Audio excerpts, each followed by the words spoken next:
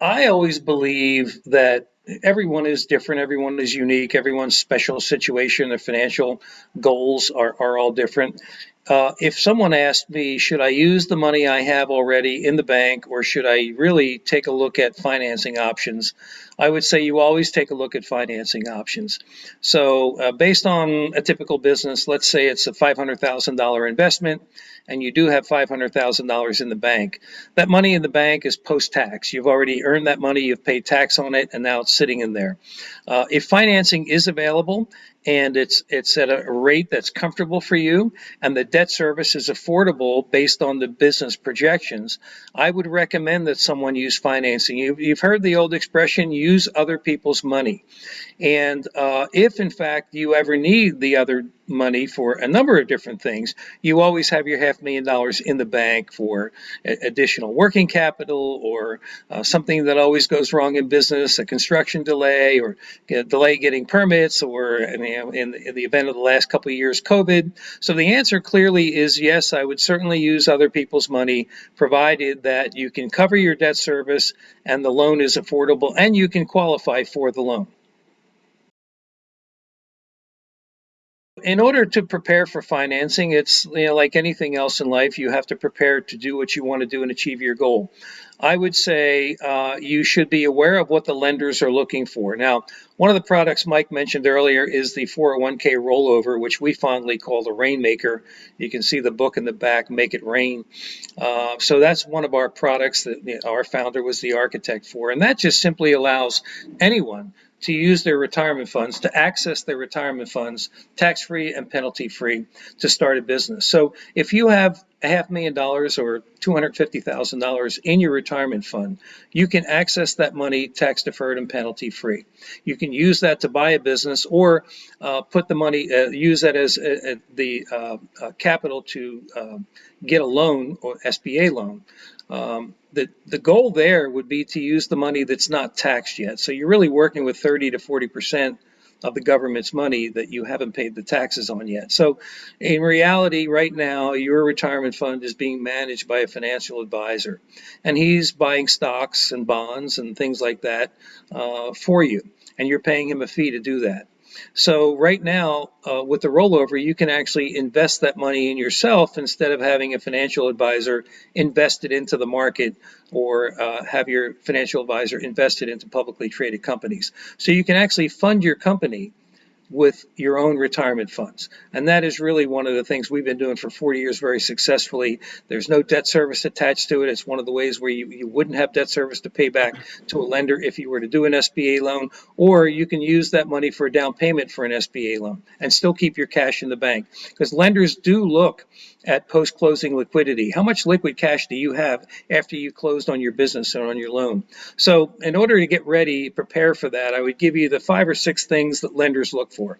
First and foremost, believe it or not, they look at the character of the individual, of the borrower, of the borrower that's requesting the loan. They also look for the credit. Obviously, that's going to be your credit report and how you rank, and your outstanding debt, how you pay your bills. They look for capacity. What does that mean? Capacity is really your debt to income ratio. So if you're taking on a $500,000 loan, the income you produce from that business, is it enough to pay the debt service for that loan? They also look for capital. How much capital do you have? Do you have equity in your home? Do you have money in the bank? Do you have money in the stock market? What are you really worth? What is your net worth? So that's a big qualifier for them. And then they're going to look at the collateral. If you're borrowing $500,000, what does the bank have for collateral for that loan? Is it the equity in your home? Is it the business equipment and fixtures and furnitures? Is it a CD that you might put forward? And then the last thing they look at is the conditions. What are you using the money for? Are you buying a franchise that has been around for a while and very successful? Or is it a new franchise or an emerging brand? So not that emerging brands are not able to do SBA loans, but they want to understand the use of it. I will tell you, certainly in the pet industry, lenders love anything to do with pets and children.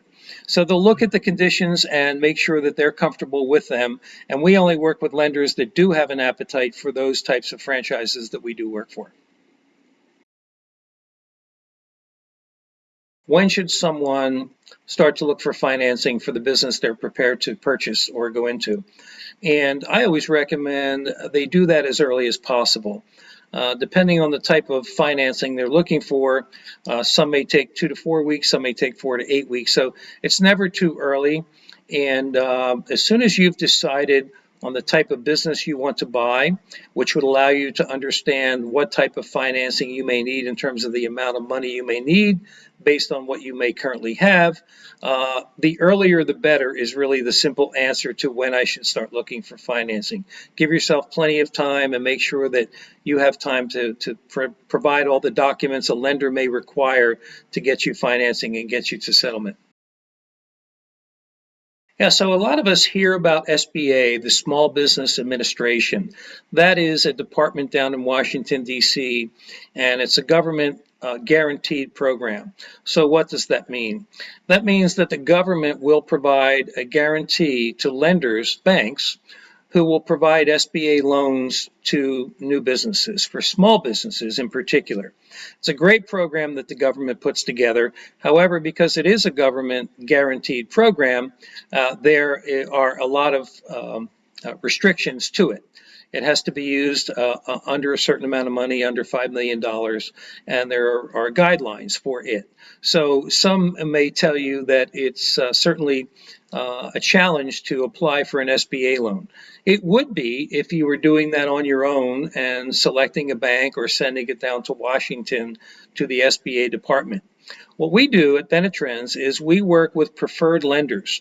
What that means is SBA has authorized and approved certain banks and lenders to be SBA certified preferred lenders. They can do an SBA loan without having to get approval from the SBA. However, in the unlikely event of a default with that SBA loan, like an insurance company, the only time the government will step in and guarantee that loan is only after they've reviewed the loan and it met or exceeded the criteria by SBA. So it's a great program. They require anywhere from 10 to 30% down. They require credit scores of 740 or higher. They certainly want to look at the use and a number of other things, and they want to make sure that you're able to cover the debt service. So we've done probably over the years, on average, about $100 million a year in SBA lending. And for the most part, it's a great program. We've been able to kind of simplify it and make it as efficient as possible, but understand it is a government program, so it does have some restrictions on it. But by and large, it's been a great tool for most franchisors to get their franchisees funded.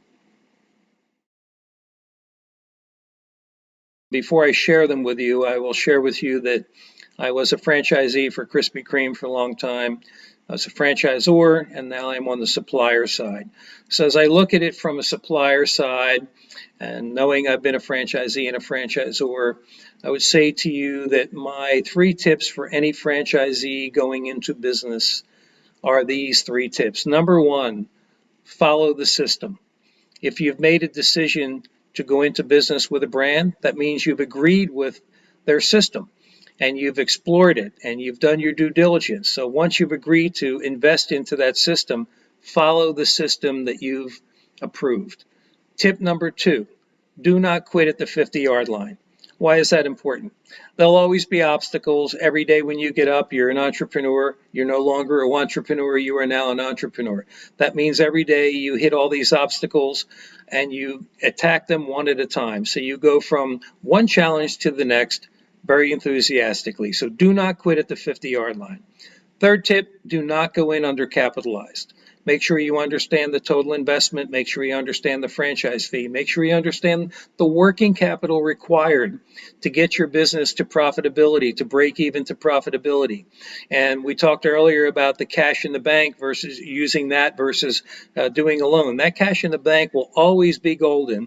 And you know the old saying, right? Cash is king. If you ever needed an extra $50,000 or $100,000 because there was a construction delay or a permit delay or a weather delay or whatever it may be, you're able to continue to fund your business and not stop hiring employees and paying for marketing. So you'll always have the ability to be well capitalized. So again, to sum it up, follow the system, don't quit at the 50-yard line, and don't go in undercapitalized. I hope that helps everyone.